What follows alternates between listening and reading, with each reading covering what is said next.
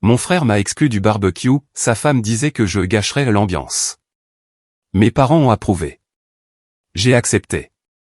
Mais ce matin, lorsqu'ils ont franchi la porte de mon bureau, elle a hurlé en réalisant qui j'étais.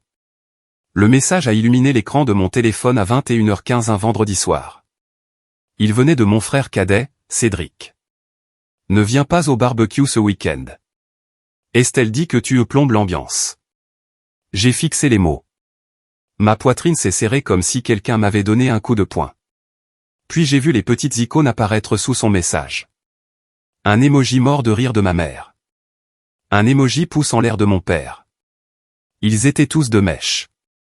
Ils se moquaient de moi dans le groupe de discussion familiale, riant à l'idée de m'exclure. Pour eux, je n'étais que Solène. La sœur ennuyeuse, la bizarre qui travaillait dans un laboratoire et ne savait pas s'amuser. Ils pensaient que j'étais invisible. Je n'ai pas pleuré. Je n'ai pas crié. Je n'ai pas tapé un long paragraphe colérique pour leur dire à quel point ils étaient cruels. J'ai tapé 2 mots. Bien reçu. Puis j'ai posé mon téléphone face contre terre sur mon bureau en acajou. J'ai regardé l'épaisse pile de documents devant moi. C'était l'approbation finale pour le lancement d'un dispositif médical de plusieurs milliards d'euros. J'ai pris mon stylo et j'ai signé mon nom au bas de la page. Solène Mercier, vice-présidente exécutive. Ma famille pensait que j'étais une blague. Ils ne savaient pas que c'était moi qui payais pour leur tranquillité, mais ils allaient bientôt le découvrir. Je suis restée assise dans mon fauteuil de bureau pendant un long moment après l'envoi de ce message. L'écran de mon téléphone était sombre, mais les mots étaient toujours gravés dans mon esprit. Plombe l'ambiance. Ce n'était pas la première fois qu'ils disaient quelque chose comme ça. Ce n'était même pas la pire chose qu'ils aient dite, mais c'était la dernière. Toute ma vie, j'avais été le personnage d'arrière-plan dans le film de la famille Mercier. J'étais la silencieuse, l'ennuyeuse. Mon frère Cédric était la star. Il était bruyant, charismatique et charmant. Il pouvait entrer dans une pièce et tout le monde souriait. Moi, j'entrais dans une pièce et les gens regardaient au-delà de moi pour voir si quelqu'un de plus intéressant se trouvait derrière. En grandissant, notre table de dîner était une scène pour Cédric. Il racontait des histoires sur son entraînement de football ou la blague qu'il avait faite en cours de maths. Mes parents, Raymond et Josiane, étaient pendus à ses lèvres. Ils riaient jusqu'à ce que leur visage devienne rouge. Si j'essayais de parler, l'atmosphère changeait. Je parlais d'un projet de science ou d'un livre que je lisais. Ma mère soupirait, picorait sa nourriture et disait « C'est gentil, Solène. Passe le sel à Cédric. » J'ai appris à arrêter de parler. J'ai appris à ne plus attendre qu'il s'intéresse à moi. Quand je suis parti pour l'université, j'ai choisi une école à 4 heures de route, vers Lyon. Je pensais que la distance leur ferait ressentir mon absence. Ce ne fut pas le cas. Ils ont raté ma remise de diplôme parce que Cédric avait une crise mineure avec une petite amie. Ils ont envoyé une carte une semaine plus tard avec un chèque de 50 € à l'intérieur. Ils avaient mal orthographié mon prénom. Ils avaient écrit Solène au lieu de Solène. J'ai jeté le chèque à la poubelle. Après l'université, je me suis plongé dans mon travail. La science avait du sens pour moi. La chimie n'avait pas d'humeur. La biologie ne faisait pas de favoritisme. Si vous fournissiez le travail, vous obteniez le résultat. C'était juste. Ma famille n'était pas juste. J'ai commencé à travailler chez Laboratoire Nextra comme chercheuse junior. C'était un travail épuisant. Je faisais des semaines de 80 heures. J'ai raté des vacances. J'ai raté des anniversaires. Non pas que j'étais invité à beaucoup d'entre eux. Quand je venais pour Noël ou la Toussaint, la dynamique était toujours la même. Je m'asseyais au bout de la table en sirotant de l'eau pendant que Cédric se vantait de sa dernière entreprise commerciale. Cédric lançait toujours quelque chose de nouveau, une entreprise de t-shirts personnalisés, une agence de conseil en crypto-monnaie, une franchise de salle de sport. Elles ont toutes échoué. Toutes sans exception. Et à chaque fois, mon père le renflouait. C'est un entrepreneur, disait fièrement papa. Il prend des risques. C'est courageux. Puis il me regardait. Et Solène? Eh bien, Solène est stable. Elle aime sa petite blouse de laboratoire. Il pensait que j'étais une ouvrière. Une abeille, un drone. Il pensait que je passais mes journées à laver des éprouvettes pour le SMIC. Il ne demandait jamais ce que je faisais réellement. Il ne demandait jamais rien sur les brevets que je déposais. Il ne demandait jamais rien sur les promotions. Il y a 3 ans, je suis devenue la plus jeune directrice de l'histoire de l'entreprise. Il y a 2 ans, j'ai été promue vice-présidente du développement produit. L'année dernière, je suis devenue vice-présidente exécutive.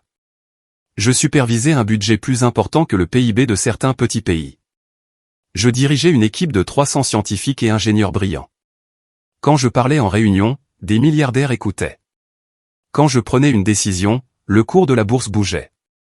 Mais pour la famille Mercier, je n'étais que Solène. La fille qui n'arrivait pas à trouver un mari. La fille qui vivait dans un appartement ennuyeux à Paris et ne venait jamais faire la fête en banlieue.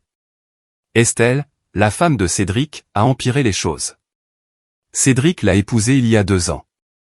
Estelle était belle, je pouvais l'admettre. Elle avait des cheveux blonds parfaits, des dents parfaites et un sourire qui n'atteignait pas ses yeux. Elle me traitait comme un cas social. Oh, Solène, disait-elle lors des réunions de famille, en touchant mon bras avec pitié. Toujours avec ce tailleur gris. Il faut qu'on t'emmène faire du shopping. Tu ressembles à une bibliothécaire. Ma mère riait. Ne t'embête pas, Estelle. Solène aime avoir l'air simple. Ça éloigne les gens. Il portait un toast au potentiel de Cédric et au style d'Estelle. Je restais assise là, pensant au conseil d'administration que j'avais le lendemain matin, où je déciderais du sort d'un médicament contre le cancer qui pourrait sauver des millions de vies. Je ne les ai jamais corrigés. Pourquoi? Parce qu'une partie de moi, la partie faible et enfantine, voulait qu'il demande. Je voulais qu'il soit curieux. Je voulais que mon père dise, Solène, raconte-moi ta journée. Je voulais que ma mère dise, nous sommes fiers de toi. Si je devais les forcer à me voir, ça ne compterait pas. Alors, je suis restée silencieuse. Je les ai laissés croire que je n'étais personne. Je les ai laissés croire que j'avais du mal à payer le loyer de mon appartement. Je les ai laissés croire que ma vie était petite et triste. C'était un test auquel ils échouaient chaque jour. Le SMS de Cédric a été le point de rupture. Ne viens pas au barbecue. Ce n'était pas juste à propos du barbecue. C'était à propos de l'effacement. Ils me retiraient activement de la famille parce que je ne correspondais pas à leur esthétique. Je n'étais pas assez amusante. Je n'étais pas assez brillante. J'ai regardé autour de mon bureau. Il était tard, plus de 21 heures. Les lumières de la Défense scintillaient à travers mes baies vitrées du sol au plafond. Mon bureau était immense. De l'art moderne était accroché au mur. Mon bureau était fait d'acajou importé. J'avais payé la croisière d'anniversaire de mariage de mes parents l'année dernière, anonymement. Je leur avais dit que j'avais gagné un concours au travail pour qu'ils ne se sentent pas gênés de prendre de l'argent de ma part. Ils ont pris les billets et n'ont même pas dit merci. Ils se sont juste plaints que la cabine n'était pas une suite. J'avais remboursé le prêt auto de Cédric il y a 3 ans alors que sa voiture allait être saisie. Je l'avais fait via la banque pour qu'il ne sache pas que c'était moi. Je ne voulais pas l'embarrasser. Je les avais protégés. Je les avais soutenus depuis l'ombre, attendant qu'ils m'aiment. Je me suis levé et j'ai marché jusqu'à la fenêtre. J'ai appuyé ma main contre la vitre fraîche. C'est fini, ai-je chuchoté à la pièce vide. La tristesse dans ma poitrine commençait à se transformer en autre chose. C'était froid. C'était lourd. Ça ressemblait à de l'acier qui durcissait. Il ne voulait pas de moi au barbecue. Très bien. Il ne voulait pas de Solène, la sœur, mais il n'avait aucune idée qu'ils étaient sur le point de rencontrer Solène Mercier, la vice-présidente exécutive. Je suis retourné à mon bureau et j'ai fini de signer les papiers. Le lancement du nouveau dispositif de diagnostic, Laura, était prévu pour lundi. Cela allait changer l'industrie médicale. Mon visage allait être en couverture des magazines économiques le mois prochain. Ma famille ne lisait pas les magazines économiques. Ils ne lisaient que les tabloïds et les fils d'actualité des réseaux sociaux. J'ai pris mon sac. J'ai éteint les lumières. En marchant vers l'ascenseur, j'ai ressenti un étrange sentiment de calme.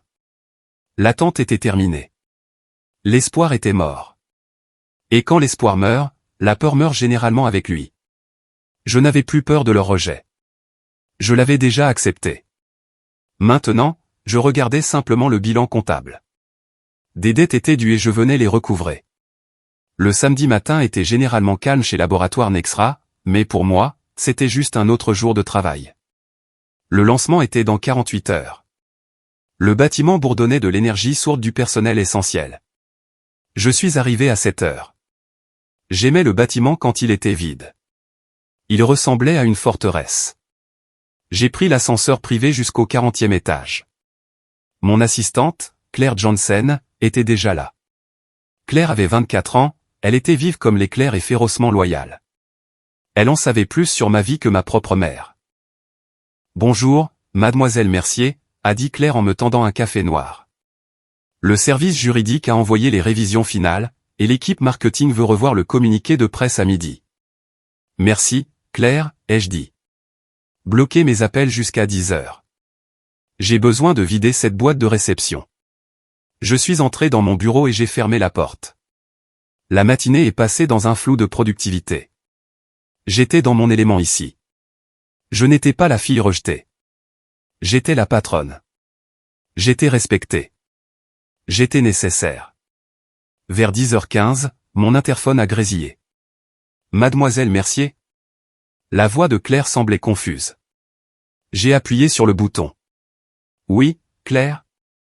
Il y a 2 personnes dans le hall en bas. La sécurité a appelé. Ils prétendent être de votre famille. Ils disent que c'est urgent. Je me suis figé. Mon stylo a plané au-dessus du papier. Ont-ils donné des noms, ai-je demandé, bien que je sache déjà. Cédric et Estelle Mercier. Claire a dit, ils disent qu'ils sont là pour une réunion concernant des business angels. Ils exigent de vous voir. Ils sont d'ailleurs assez impolis avec l'accueil. Je me suis penché en arrière dans mon fauteuil. Des investisseurs providentiels. Cédric venait me faire un pitch. Il avait dû chercher où je travaillais. Il pensait probablement que j'étais une manager de niveau intermédiaire qui pouvait lui obtenir un rendez-vous avec les vrais patrons. Il n'avait aucune idée. Faites-les monter, ai-je dit. Êtes-vous sûr, a demandé Claire. Je peux demander à la sécurité de s'en charger. Non, ai-je dit. Laissez-les monter. Demandez à la sécurité de les escorter jusqu'à la suite exécutive. Je me suis levé et j'ai lissé mon tailleur. J'ai marché jusqu'à la paroi vitrée qui séparait mon bureau de l'open space où travaillait mon équipe. D'habitude, je gardais les stores partiellement baissés pour plus d'intimité. Aujourd'hui, je les ai ouverts en grand. Je voulais qu'ils voient tout. Je me suis rassise derrière mon bureau massif. Je n'ai pas fait semblant d'être occupé. J'ai juste attendu. Quelques minutes plus tard, l'ascenseur a sonné. J'ai regardé à travers la vitre. Estelle est sortie la première. Elle portait une robe rouge vive qui était trop courte pour une réunion d'affaires. Elle portait des lunettes de soleil surdimensionnées, qu'elle a remontées sur sa tête en regardant autour d'elle. On aurait dit qu'elle entrait dans un endroit pour bruncher, pas dans une entreprise de biotechnologie valant des milliards. Cédric la suivait. Il portait un polo froissé et un jean. Il avait l'air fatigué. Il avait l'air petit. Ils ont passé les rangées de bureaux vides en ayant l'air confus. L'étage était élégant, silencieux et intimidant.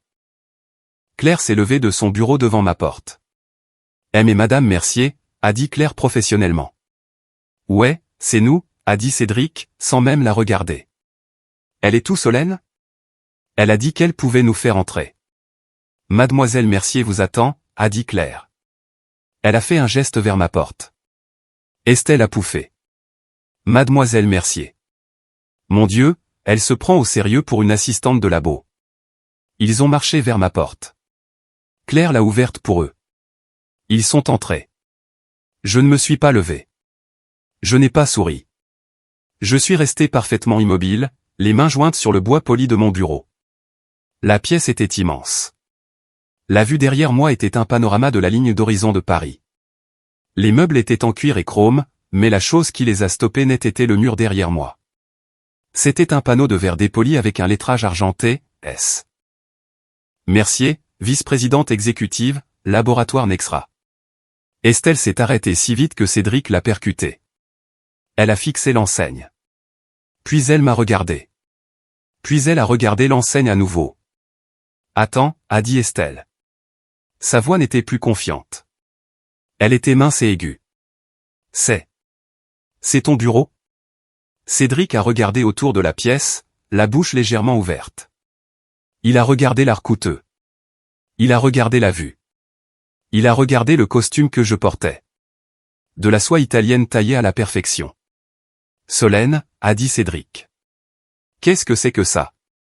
Dans le bureau de qui sommes-nous? Le mien, ai-je dit. Ma voix était calme. Elle ne résonnait pas. Elle coupait simplement l'air. Mais... Cédric a bégayé. Maman a dit que tu étais chercheuse, genre dans l'arrière-boutique. Maman a tort, ai-je dit. Sur beaucoup de choses. J'ai désigné les 2 chaises devant mon bureau. C'étaient des chaises modernes et basses, conçues pour que la personne assise se sente légèrement plus petite que la personne derrière le bureau. Asseyez-vous, ai-je dit. Ce n'était pas une suggestion, c'était un ordre. Ils se sont assis. Estelle a croisé les jambes nerveusement. Elle a tiré sur l'ourlet de sa robe. Elle avait soudain l'air très déplacé dans sa tenue rouge vive contre les gris et les bleus froids de mon bureau. Que voulez-vous, ai-je demandé. Je n'ai pas demandé comment ils allaient. Je n'ai pas demandé de nouvelles du barbecue. Je suis allé droit au but. Cédric a regardé Estelle. Il attendait clairement qu'elle prenne les devants. Elle était la chef de bande. Il n'était que le muscle. Estelle s'est éclairci la voix. Elle a essayé de remettre son sourire de concours de beauté, mais il semblait fragile. Eh bien, a-t-elle commencé. Nous ne savions pas que tu étais si haut placé. C'est génial, Solène. Vraiment génial de garder ça secret, hein? Je n'ai pas répondu. Je l'ai juste fixé. Elle a bougé sur son siège. Bref, puisque tu réussis si bien, c'est en fait parfait. C'est mieux que ce qu'on pensait. Quoi donc, ai-je demandé. L'investissement, a dit Estelle. Elle a fouillé dans son sac à main surdimensionné et a sorti un dossier froissé. Nous avons une opportunité d'affaires. Cédric et moi. Ça va être énorme. J'ai regardé le dossier. Je n'ai pas tendu la main pour le prendre. Vous êtes venu en voiture jusqu'à Paris un samedi pour me demander de l'argent? Ai-je demandé. Le lendemain du jour où vous m'avez dit que je n'étais pas la bienvenue chez vous? Cédric a tressailli. Il a baissé les yeux vers ses chaussures. Le sourire d'Estelle a vacillé, mais elle a insisté. Elle avait l'habitude d'obtenir ce qu'elle voulait. Elle avait l'habitude d'écraser les gens. Oh, arrête ça, a-t-elle dit en agitant la main d'un air dédaigneux. C'était juste une dispute de famille. Tu sais comment c'est. Ne sois pas si sensible. Nous sommes une famille. Une famille, ai-je répété. Le mot avait un goût de cendre dans ma bouche. Oui, une famille, a dit Estelle fermement. Et la famille est de la famille, surtout quand l'un d'entre eux a clairement très bien réussi. Elle a regardé à nouveau le bureau, les yeux avides. Elle calculait le coût des meubles. Elle estimait mon salaire. Je pouvais voir les symboles euros tourner dans ses yeux. Elle pensait avoir touché le jackpot. Elle pensait avoir trouvé un nouveau distributeur automatique. J'ai regardé Cédric. C'est pour ça que tu es ici? Pour mendier? La tête de Cédric s'est relevée brusquement. On ne mendie pas. C'est un investissement. Une start-up. Quel genre de start-up, ai-je demandé. NextGen Diagnostic, a dit Estelle rapidement. Des trucs médicaux, comme ce que tu fais ici. On s'est dit que tu pourrais, tu sais, faire en sorte que l'entreprise nous soutienne, ou peut-être que tu pourrais nous soutenir personnellement. J'ai failli rire. C'était absurde. Il ne connaissait rien à la médecine. Il ne connaissait rien aux affaires. Combien, ai-je demandé. Les yeux d'Estelle se sont illuminés. Elle pensait m'avoir eu. 2 millions, a-t-elle dit. Pour commencer. Nous avons un business plan. Nous avons juste besoin du capital. Et puisque tu es assise dans ce bureau, 2 millions, c'est probablement de l'argent de poche pour toi, non? Elle a fait un clin d'œil. Elle m'a vraiment fait un clin d'œil. J'ai regardé le dossier. Je ne l'ai pas ouvert. Je n'en avais pas besoin. Je savais exactement ce qu'il y avait à l'intérieur. Des idées vagues, des graphiques volés sur Internet et beaucoup de bénéfices projetés basés sur absolument rien. C'était un fantasme. Cédric se penchait aussi en avant, le visage impatient. C'est une vraie chance, Solène. Papa pense que c'est une excellente idée. Il a dit que si quelqu'un pouvait nous aider, ce serait l'entreprise. Papa n'a jamais vu un business plan qu'il n'aimait pas, ai-je dit. Tant qu'il n'avait pas à payer pour. Le sourire de Cédric s'est effacé. Allez, ne sois pas comme ça. Comme quoi, ai-je demandé. Réaliste? J'ai posé ma main sur le dossier et je l'ai fait glisser sur le bureau vers eux. Je ne l'ai pas ouvert. Non, ai-je dit. Le mot est resté suspendu dans l'air. Simple, direct, définitif. Le sourire d'Estelle s'est figé. Quoi? Non, ai-je répété. Je n'investis pas. Et Laboratoire Nexra n'investit certainement pas, tu ne l'as même pas regardé. La voix d'Estelle est montée d'une octave. Tu n'as même pas ouvert le dossier. Je n'en ai pas besoin, ai-je dit. Je te connais, Estelle. Je connais Cédric. Vous n'avez ni l'expérience, ni l'éducation, ni la discipline pour diriger une entreprise de diagnostic médical. Ce serait jeter de l'argent par les fenêtres. Pardon, a claqué Estelle. Le masque de la gentille famille glissait. La vraie Estelle sortait. La brute. Tu penses que tu es meilleur que nous juste parce que tu as un fauteuil de luxe? Tu n'es qu'une intello, Solène. Tu l'as toujours été. Je suis une cadre dirigeante, les jeux corrigés calmement. Et en tant que cadre, je repère les mauvais investissements pour gagner ma vie. Ceci est un mauvais investissement. Cédric avait l'air blessé. Solène, on a besoin de ça. On a des dettes. La maison. Les choses sont difficiles. Je sais, ai-je dit. Peut-être que vous auriez dû y penser avant d'acheter un bateau que vous n'utilisez jamais ou avant qu'Estelle ne prenne en leasing un Range Rover qu'elle ne peut pas se permettre. Estelle a frappé du poing sur mon bureau. Comment oses-tu? Tu ne sais rien de nos vies. Je sais que tu m'as dit que je plombais l'ambiance, ai-je dit. Je sais que tu te moques de moi auprès de mes parents. Je sais que tu penses que je ne vaux rien jusqu'à ce que tu aies besoin d'argent. Je me suis levé. J'étais grande et avec mes talons, je les dominais alors qu'ils étaient assis. La réunion est terminée, ai-je dit. Partez. Estelle s'est levée aussi. Son visage était rouge. On ne partira pas tant que tu n'auras pas fait un chèque. Nous sommes la famille. Tu nous le dois. Je ne vous dois rien, ai-je dit. Espèce d'égoïste, a hurlé Estelle. Le son a brisé le calme du bureau. De l'autre côté de la paroi vitrée, des têtes se sont tournées.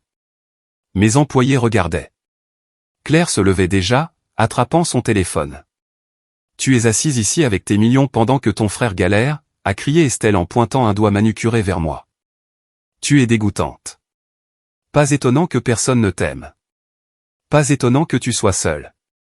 Cédric s'est levé et a attrapé le bras d'Estelle. Estelle, arrête.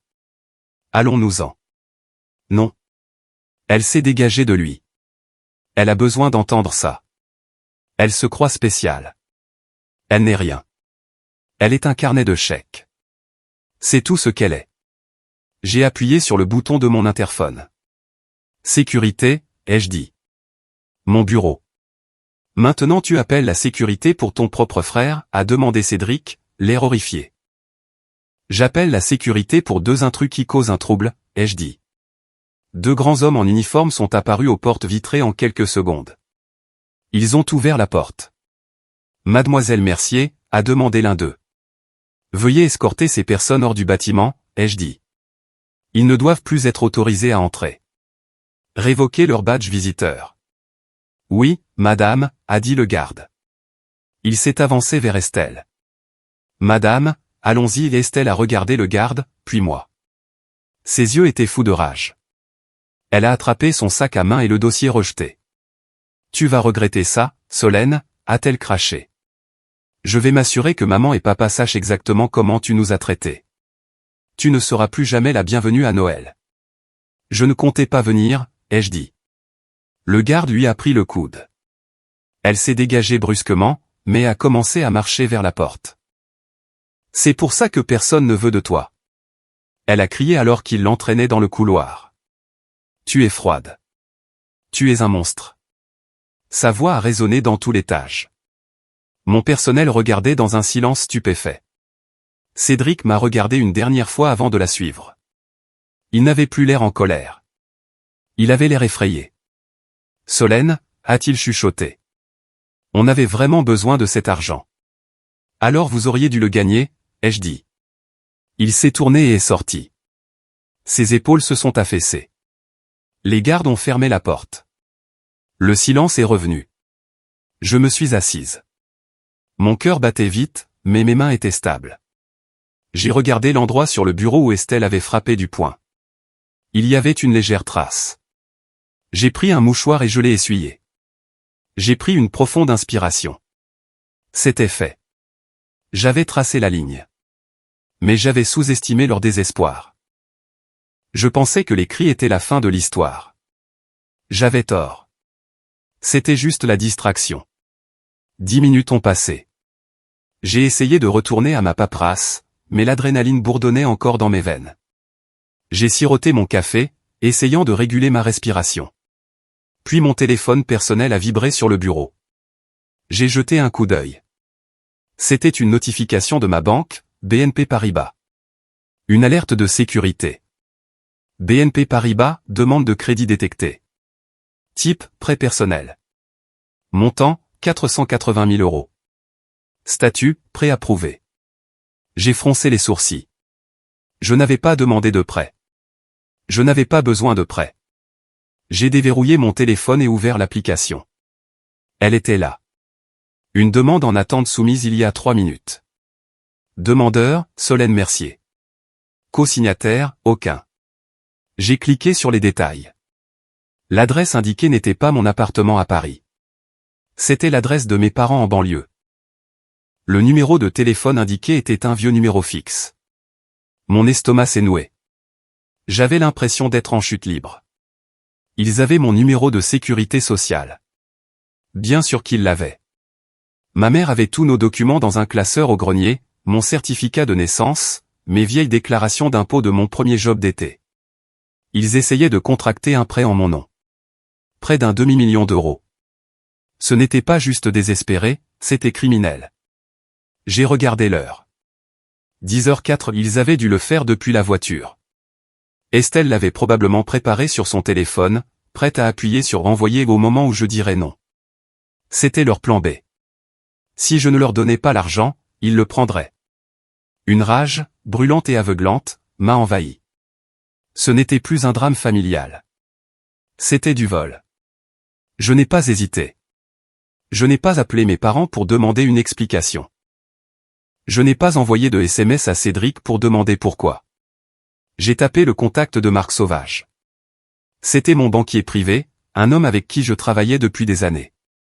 Il a décroché à la 2e sonnerie. « Solène, tout va bien ? » « On est samedi, Marc, ai-je dit. » Ma voix était de glace. « Bloque tout. » « Bloquer quoi ? » « Il y a une demande de prêt pour 480 000 euros dans mon système. Je ne l'ai pas autorisée. C'est une fraude. Signale-la. » Le ton de Marc a changé instantanément. Je m'en occupe. Donne-moi 10 secondes. J'ai entendu le cliquetis de son clavier. D'accord, je la vois, a dit Marc. Soumise en ligne en utilisant tes anciennes données de profil, Solène.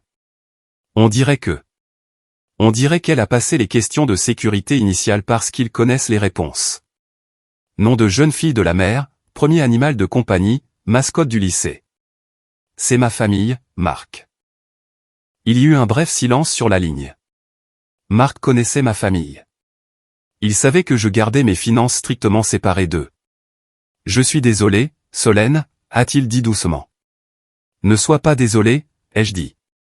Arrête juste ça. C'est fait, a dit Marc. Je l'ai signalé comme activité frauduleuse. La demande est refusée. Je verrouille tes dossiers de crédit auprès de la Banque de France et des bureaux de crédit en ce moment même. Personne n'ouvre même un stand de limonade à ton nom sans un échantillon de sang à partir de maintenant. Bien, ai-je dit. Et Marc, envoie-moi l'adresse IP et l'heure de la demande. Je veux la trace numérique. Tu vas à la police, a-t-il demandé. Je constitue un dossier, ai-je dit. Envoie juste. Envoyer, a-t-il dit. Prends soin de toi, Solène. J'ai raccroché. À 10h06, j'avais l'email de Marc. Il montrait que la demande provenait d'un appareil mobile. Les données de localisation provenaient du parking de mon immeuble de bureau. Il n'avait même pas quitté l'allée avant d'essayer de me voler. Je suis resté là à fixer la preuve. Je me sentais malade. J'avais payé la voiture de Cédric. J'avais acheté la maison dans laquelle il vivait, bien qu'il ne le sache pas. J'avais essayé si fort d'être la bonne sœur. Et leur réponse était de commettre un crime contre moi.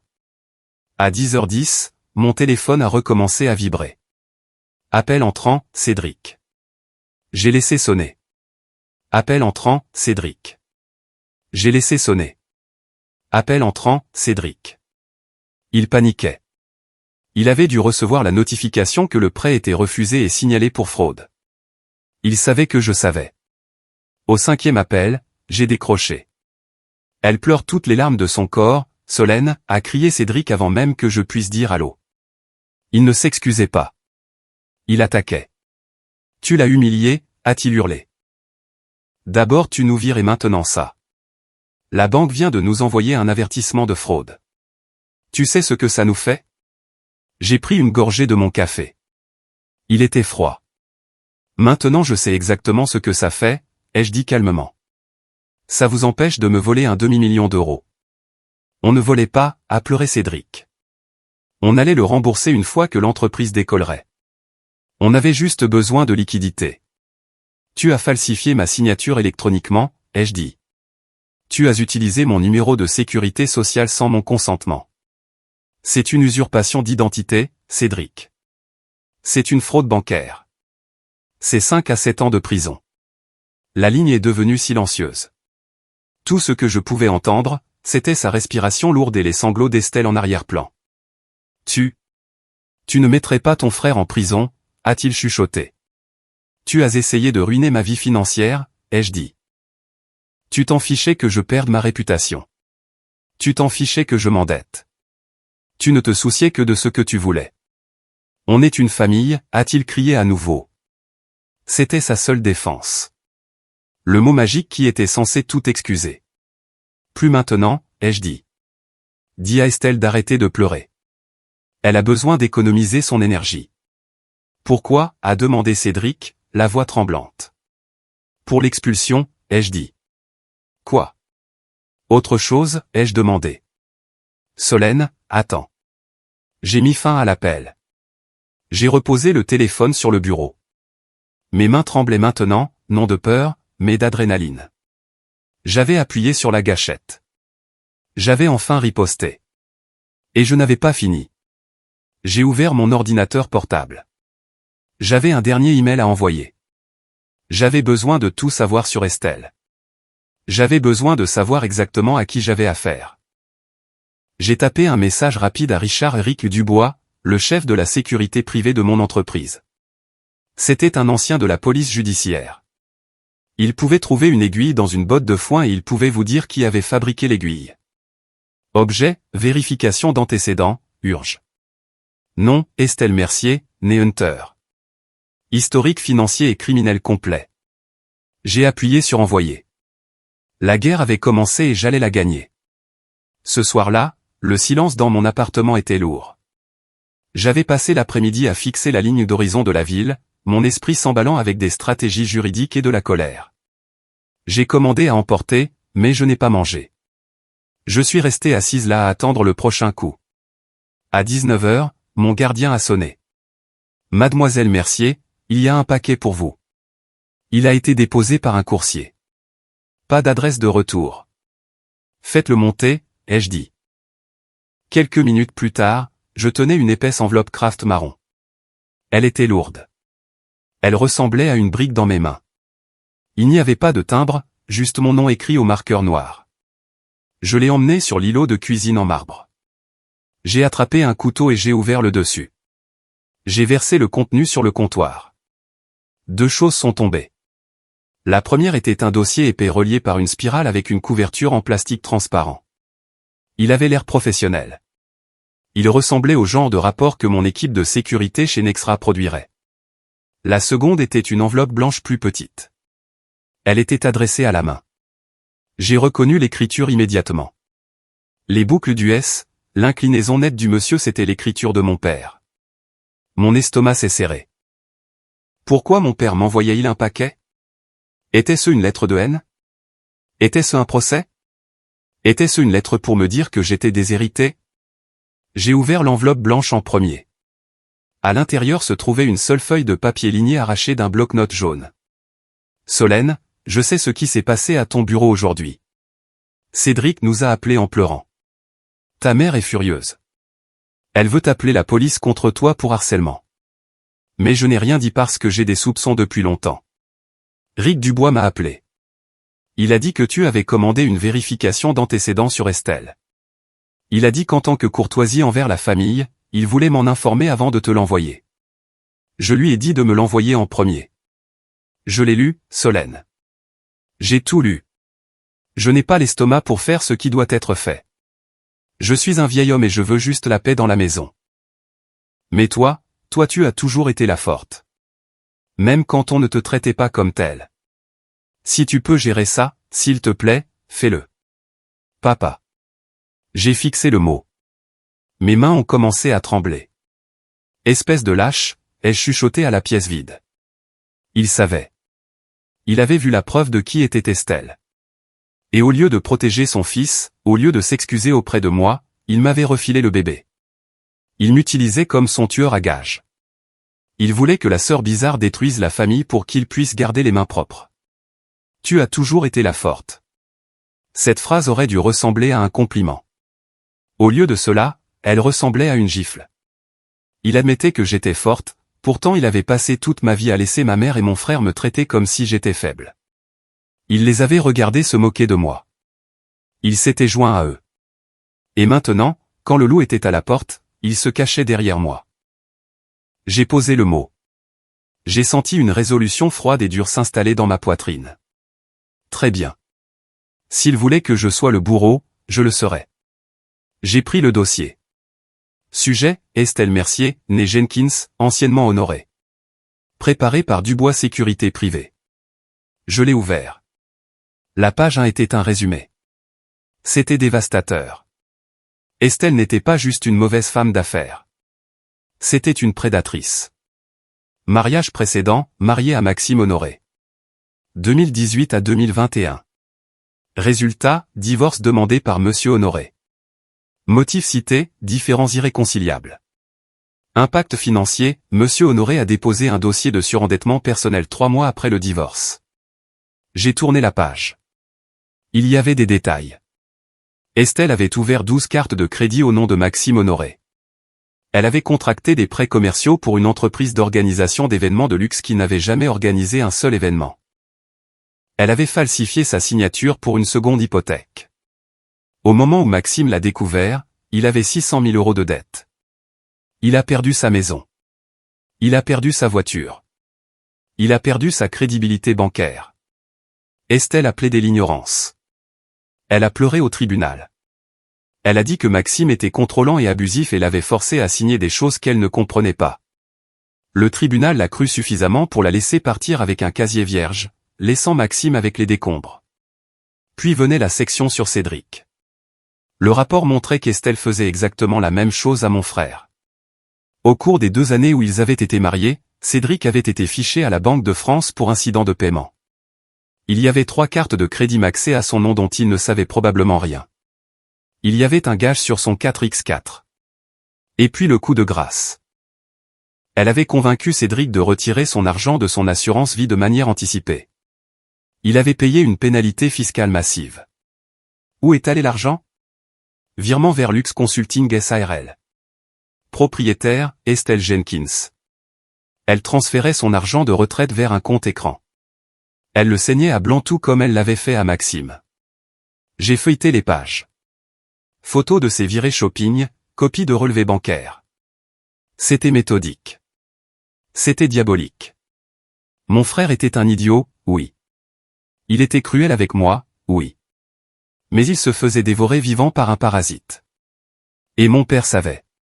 Il avait lu ce rapport avant de me l'envoyer. Il savait que son fils était en train d'être détruit. Et il ne faisait rien parce qu'il avait peur de la réaction de ma mère. Il avait peur de briser l'illusion de la famille heureuse. J'ai fermé le dossier. J'ai marché jusqu'à la fenêtre. Il faisait nuit maintenant. La ville était une grille de lumière jaune. J'ai pensé au SMS. Ne viens pas au barbecue. Il ne voulait pas de moi là-bas parce que je gâchais l'ambiance. J'étais trop sérieuse. J'étais trop réelle. Eh bien, la réalité venait pour eux. Je suis retourné à mon bureau. J'avais besoin de passer un appel. J'ai regardé les coordonnées dans le rapport pour Maxime Honoré. Il vivait dans un petit appartement à Melun, à seulement quelques kilomètres de l'endroit où vivaient Cédric et Estelle. Il travaillait comme chef d'équipe de nuit dans un entrepôt. Un homme qui possédait autrefois sa propre entreprise d'aménagement paysager, repartant maintenant de zéro. J'ai pris mon téléphone. J'ai composé le numéro. Ça a sonné 4 fois. Allô? Une voix d'homme. Rugueuse, fatiguée. Est-ce Maxime Honoré, ai-je demandé. Ouais. C'est qui? Je m'appelle Solène Mercier, ai-je dit. Je suis la sœur de Cédric Mercier. Silence. Un long silence lourd. Si vous appelez pour vous vanter d'elle, a dit Maxime, sa voix durcissant. Raccroché. Je ne veux pas entendre son nom. Je n'appelle pas pour me vanter, ai-je dit. J'appelle parce que j'ai un dossier sur mon bureau. Il détaille comment elle vous a ruiné, et il détaille comment elle est en train de ruiner mon frère. Je l'ai entendu expirer. Un long souffle tremblant. J'ai essayé de le prévenir, a chuchoté Maxime. Je lui ai envoyé un message sur Facebook avant le mariage. Il m'a bloqué. Il a dit que j'étais un ex jaloux. Il ne savait pas, ai-je dit. Elle est douée pour mentir. C'est le diable, a dit Maxime. Je vais l'arrêter, ai-je dit. Mais j'ai besoin de votre aide. J'ai besoin que vous racontiez votre histoire. Pas à un juge, pas à un avocat. À ma famille. Pourquoi je vous aiderais, a demandé Maxime. Vous êtes une Mercier. Vous êtes probablement comme elle. C'est moi qu'elle essaie de voler en ce moment, ai-je dit. Et je suis la seule qui a le pouvoir de l'enterrer. Il y eut une pause. De quoi avez-vous besoin? A-t-il demandé. Retrouvez-moi demain, ai-je dit. Je vous enverrai l'adresse. Et apportez tout ce que vous avez. Chaque document, chaque SMS. J'ai une boîte, a-t-il dit. J'ai tout gardé au cas où.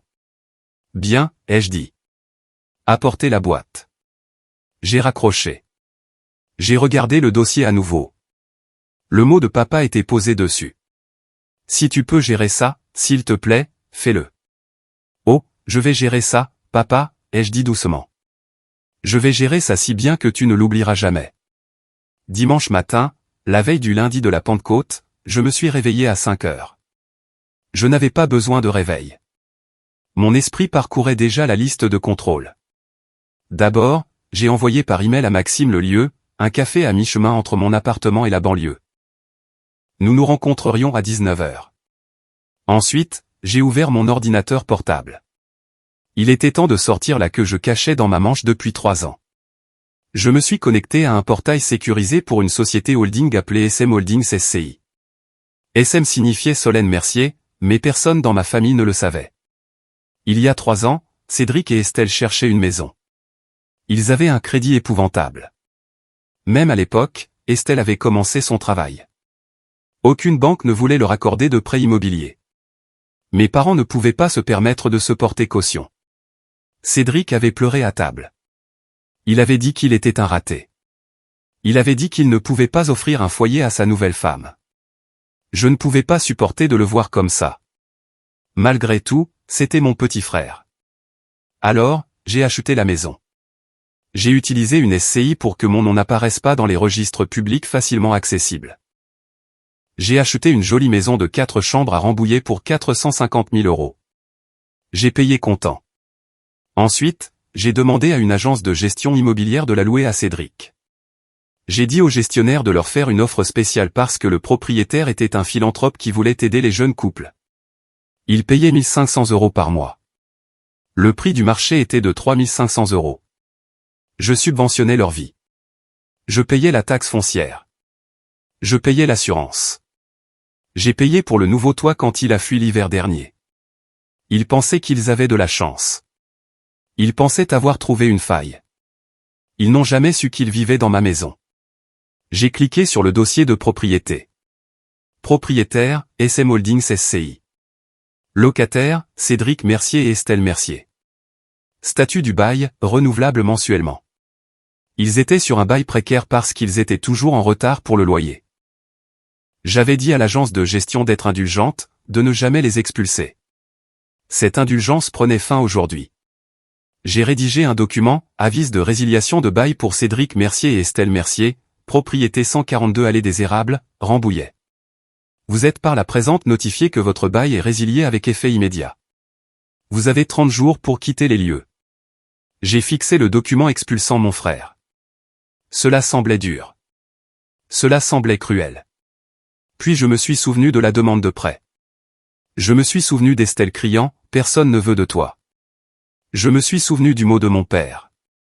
Je ne les expulsais pas pour être méchante.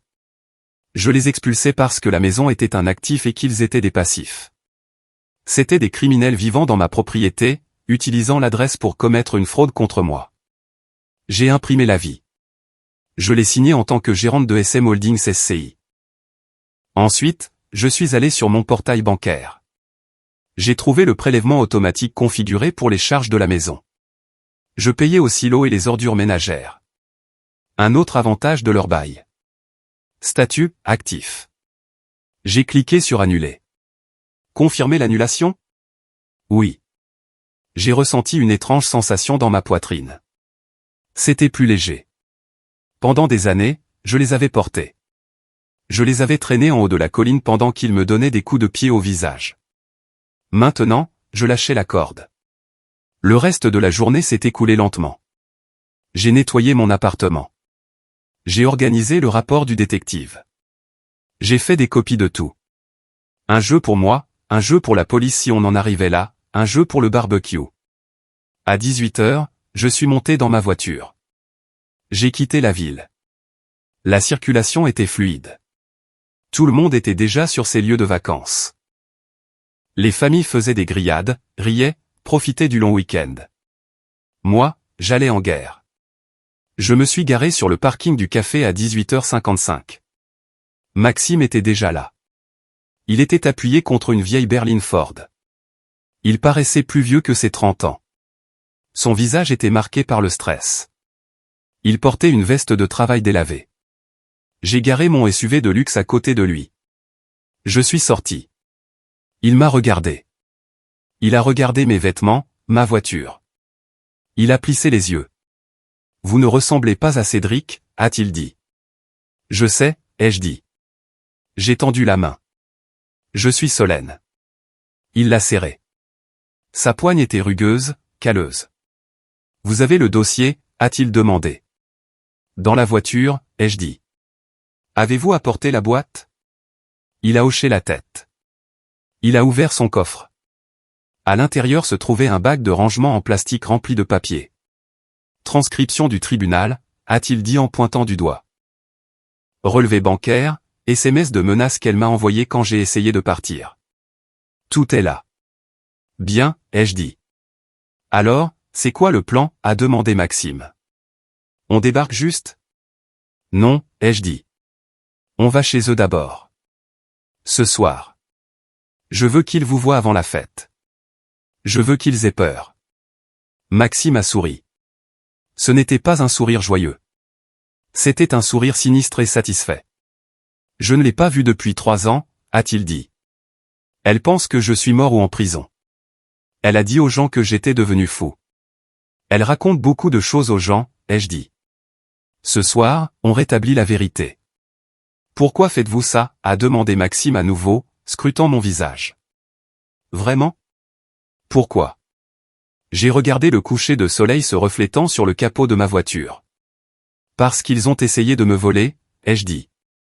Et parce que mon père m'a demandé de gérer ça. Votre père est dans le coup?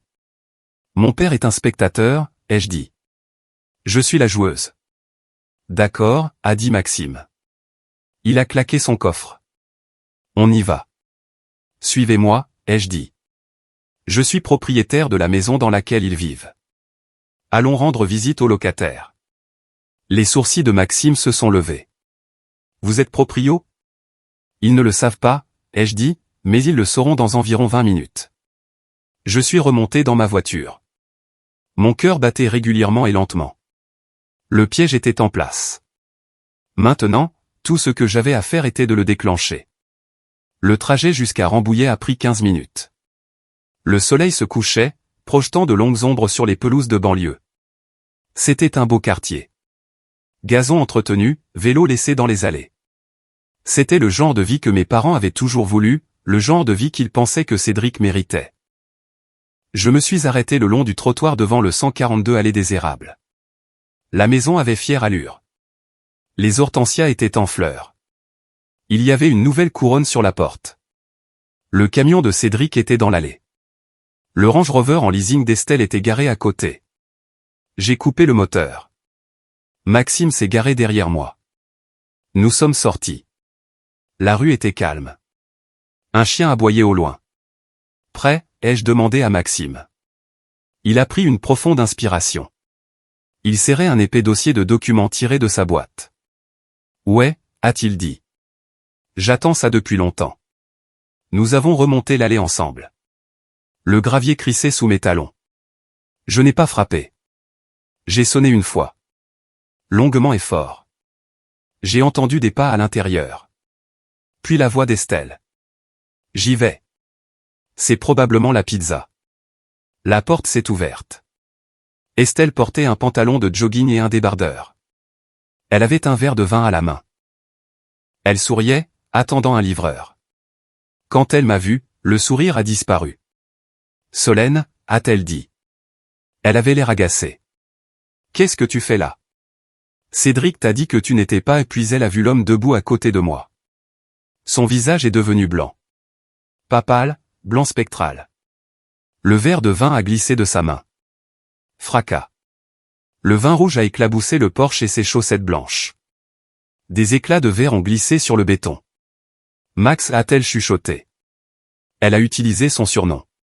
Celui qu'elle utilisait quand elle l'aimait ou faisait semblant. Maxime est entré dans la lumière. Bonjour, Estelle, a-t-il dit. Sa voix était stable, mais je pouvais entendre la rage vibrer en dessous. Quoi? Qu'est-ce qu'il fait là? A-t-elle bégayé en me regardant. Ses yeux furetaient partout, cherchant une issue. Tu as amené mon ex-mari chez moi. Tu es folle? C'est qui à la porte? A appelé Cédric depuis le salon. Il est arrivé dans le couloir. Il portait un t-shirt qui disait « Boss Man ». Il a vu le verre brisé. Il m'a vu. Puis il a vu Maxime. Cédric s'est arrêté. Il avait l'air confus. Il reconnaissait Maxime, mais son cerveau n'arrivait pas à traiter pourquoi il était là. Maxime, a dit Cédric. Qu'est-ce qui se passe, bordel? Pouvons-nous entrer? Ai-je demandé. Non, a hurlé Estelle. Sortez. Dégagez de ma propriété. Ce n'est pas ta propriété, ai-je dit. J'ai enjambé le verre brisé et je suis entré dans le hall. Maxime m'a suivi. Estelle a reculé, trébuchant sur ses propres pieds. Nous sommes entrés dans le salon. La télé était allumée sur un jeu télévisé. Asseyez-vous, ai-je dit. Tu ne peux pas juste entrer ici, a crié Cédric. Il essayait de bomber le torse, d'essayer d'être le protecteur. Solène, sors avant que j'appelle les flics. Appelle-les, ai-je dit. J'adorerais leur montrer le rapport de fraude que j'ai dans mon sac. On peut leur éviter un déplacement. Cédric s'est figé.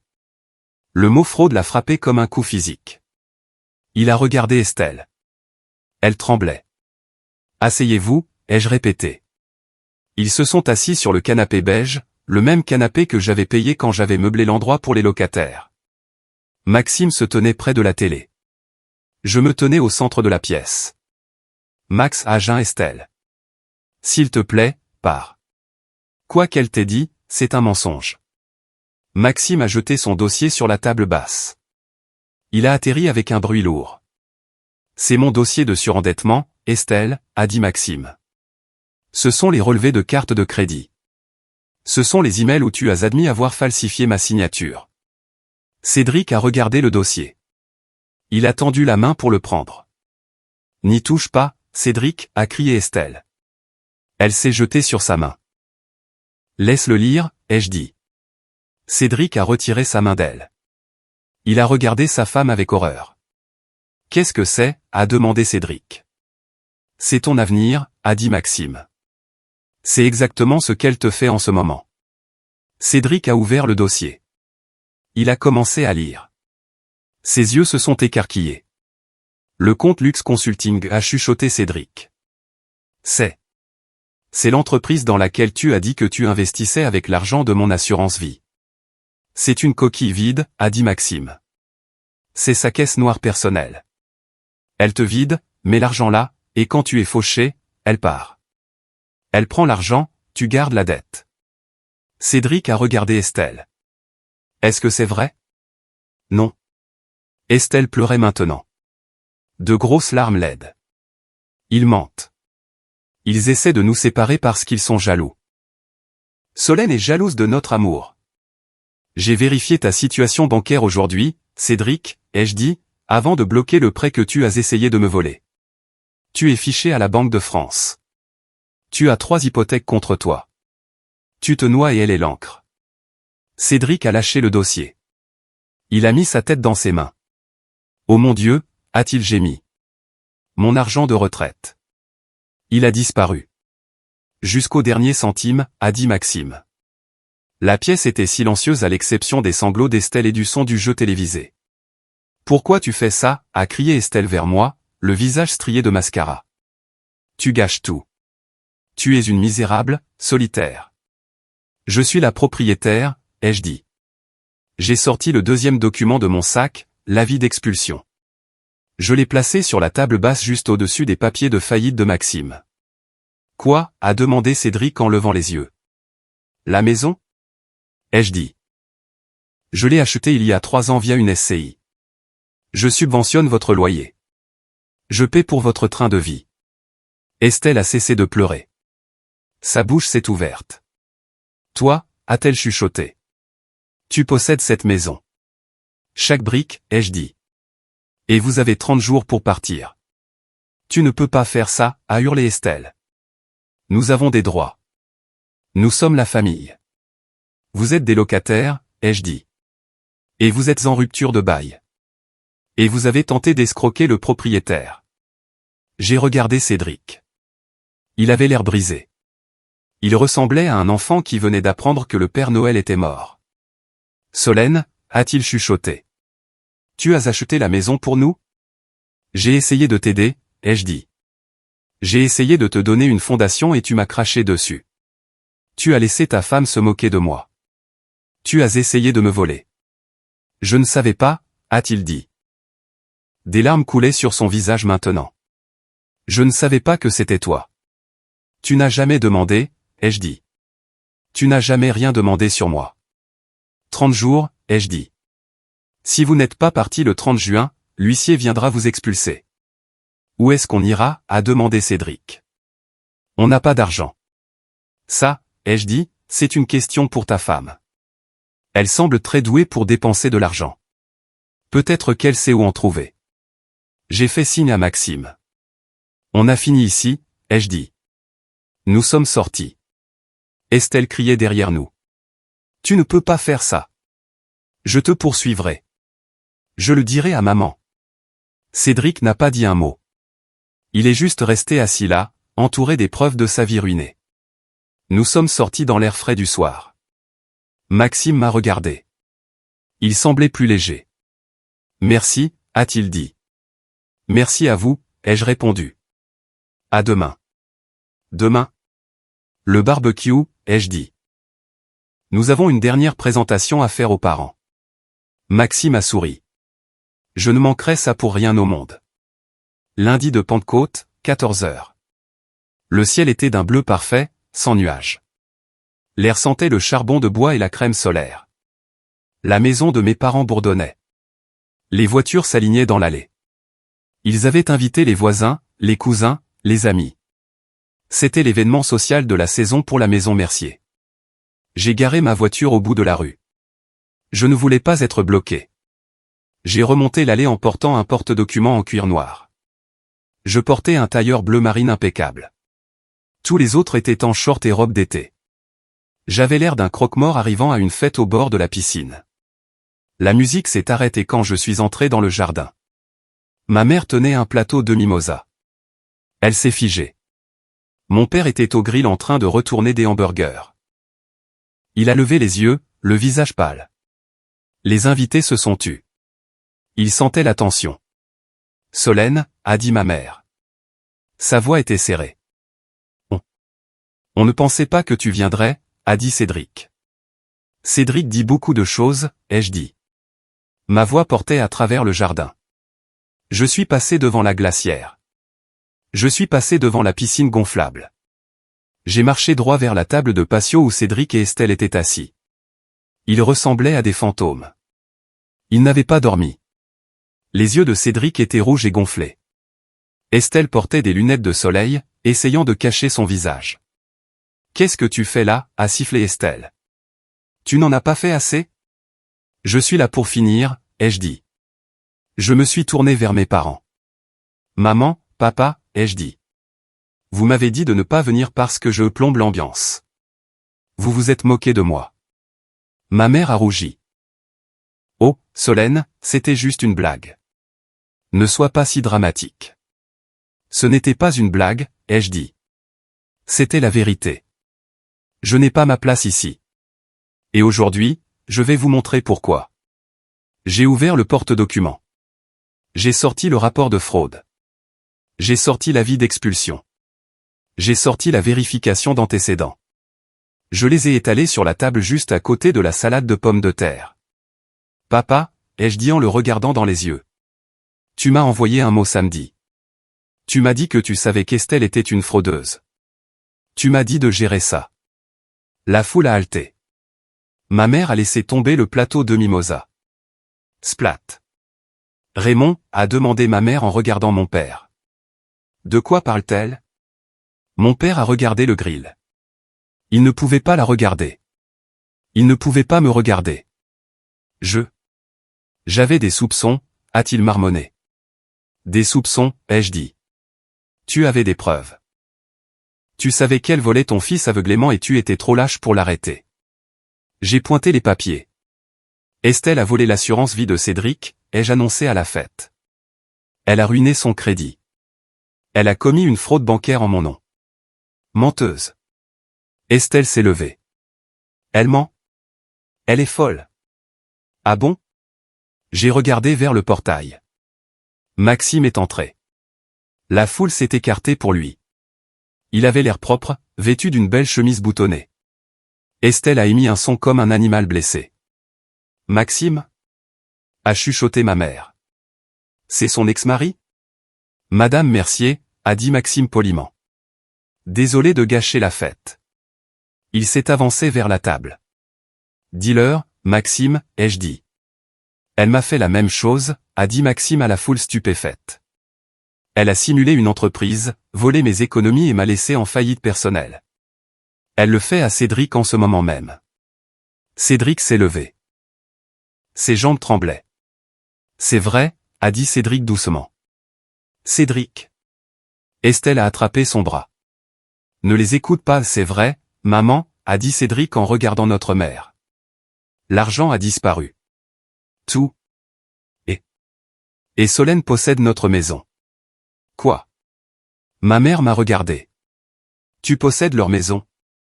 Je l'ai achetée pour les aider, ai-je dit. Et hier, je les ai expulsés. Expulsés, a hurlé ma mère. Solène, c'est ton frère. Comment as-tu pu? Parce qu'il a essayé de me voler un demi-million d'euros samedi matin, ai-je dit. Le silence dans le jardin était absolu. On pouvait entendre les hamburgers grésiller sur le grill, en train de brûler. Est-ce que c'est vrai? A demandé mon père. Il a enfin levé les yeux. Cédric a hoché la tête, les larmes coulant sur son visage. Estelle a dit. Elle a dit que Solène ne remarquerait pas. Elle a dit qu'on avait besoin de l'argent. Mon père a regardé Estelle. Pour la première fois de sa vie, il l'a regardée avec dégoût. Tu as essayé de voler ma fille? A-t-il demandé. Elle en a plein. A crié Estelle. Elle est riche. Elle ne partage pas. C'est une garce avide et égoïste. Sortez, a dit mon père. Quoi? Estelle a cligné des yeux. Sortez de mon jardin, a dit mon père. Il a pointé la spatule vers le portail. Tous les deux. Sortez. Papa, a geint Cédric. Toi aussi, Cédric, a dit mon père. Sa voix s'est brisée. Tu as laissé faire ça. Tu as essayé de voler ta sœur, la sœur qui a mis un toit au-dessus de ta tête. Mais on n'a nulle part où aller, a pleuré Cédric. Débrouillez-vous, ai-je dit. J'ai regardé Estelle. La police a aussi le dossier, ai-je dit. Rick Dubois l'a envoyé ce matin. Tu devrais peut-être appeler un avocat au lieu de pleurer. Estelle m'a fixé avec une haine pure, mais elle savait qu'elle avait perdu. Elle a attrapé son sac. Elle a marché vers le portail. La foule s'est écartée comme la mer Rouge, la fixant avec jugement. Cédric est resté là un moment, regardant maman, regardant papa. Personne n'a bougé pour le serrer dans ses bras. Personne n'a bougé pour le réconforter. Il a baissé la tête et a suivi sa femme. Quand le portail a claqué, le silence a persisté. J'ai regardé mes parents. J'espère que la fête est mieux maintenant, ai-je dit. J'ai fermé mon porte-document. Solène, a dit ma mère en s'avançant. Attends. On ne savait pas, vous ne vouliez pas savoir, ai-je dit. Je me suis tourné vers Maxime. Prêt à y aller? Je t'offre le déjeuner. Steak, a dit Maxime. Je veux un steak. Vendu, ai-je dit. Je suis sorti du jardin. Je ne me suis pas retourné. Je les ai laissés avec les hamburgers brûlés, les œufs renversés et la vérité qu'ils évitaient depuis des années. 3 mois plus tard, en août, la chaleur de l'été se dissipait. L'air devenait vif. J'étais assise dans mon bureau chez Nexra. Le lancement de l'appareil Aura avait été un succès massif. Notre action était en hausse de 40%. Le conseil d'administration venait d'approuver mon bonus. C'était indécent. Claire est entrée. Mademoiselle Mercier, vous avez une lettre. Personnelle. Elle m'a tendu une enveloppe blanche. Je connaissais l'écriture. C'était mon père. Je ne leur avais pas parlé depuis le barbecue. J'avais bloqué leur numéro. J'avais renvoyé leurs emails non lus. J'ai ouvert la lettre. Solène, j'espère que tu vas bien. Je vois ton entreprise aux informations. Nous sommes fiers. Je voulais te donner des nouvelles. La saisie de la maison de Cédric est définitive. Je sais que tu l'as vendue. J'espère que tu as fait un bénéfice. Estelle fait face à 3 procès. La banque, les sociétés de crédit et Maxime Honoré la poursuivent tous. Le procureur examine les accusations d'usurpation d'identité que tu as déposées. Ça ne s'annonce pas bien pour elle. Cédric a demandé le divorce la semaine dernière. Il est brisé, Solène. Il a perdu son travail à cause du stress. Il vit sur notre canapé. Il pleure beaucoup. Nous avons dû vendre le bateau pour aider à payer ses frais juridiques. Maman a repris le travail à temps partiel à la bibliothèque pour aider avec les factures. C'est calme ici. Trop calme. Est-ce que tu te sens coupable parfois? Je sais que nous n'étions pas parfaits, mais nous étions une famille. Maintenant tout est brisé. Est-ce que ça en valait la peine? Papa. J'ai lu la lettre 2 fois. Est-ce que tu te sens coupable parfois? Il ne comprenait toujours pas. Il pensait toujours que c'était moi qui avais brisé la famille. Il ne voyait pas que la famille était déjà brisée. J'avais juste allumé la lumière pour qu'il puisse voir les fissures. Il voulait que je dise que j'étais désolé. Il voulait que je répare ça. Il voulait que le carnet de chèques s'ouvre à nouveau. J'ai pris un papier à en-tête personnalisé de mon bureau. J'ai pris mon stylo. Papa, je ne me sens pas coupable. Parfois, protéger la famille signifie couper l'infection avant qu'elle ne se propage et ne tue l'hôte. Je vous ai sauvé d'Estelle. J'ai sauvé Cédric d'une vie de dette, même si ça lui a fait mal. Non, je n'ai pas brisé la famille. J'ai juste arrêté de tenir les morceaux ensemble. J'espère que Cédric trouvera sa voie, mais il doit le faire seul, tout comme je l'ai fait. Ne m'écris plus. Solène. J'ai scellé l'enveloppe. Claire, ai-je appelé. Oui, mademoiselle Mercier. Postez ceci pour moi. Et ensuite commandez le déjeuner. Thaïlandais. Épicé. Très épicé, ai-je dit. J'ai tourné ma chaise pour faire face à la fenêtre. La ville s'étendait devant moi. Infinie et brillante.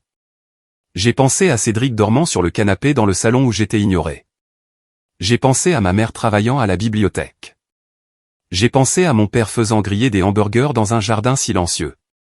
Ils vivaient les conséquences de leurs choix, et je vivais les miennes. J'ai pris une profonde inspiration. L'air dans mon bureau était frais et propre. C'était calme. Mais ce n'était pas le silence de l'indifférence. C'était le silence de la paix. La paix est calme quand on la mérite. J'ai souri, j'ai repris mon stylo et je me suis remis au travail.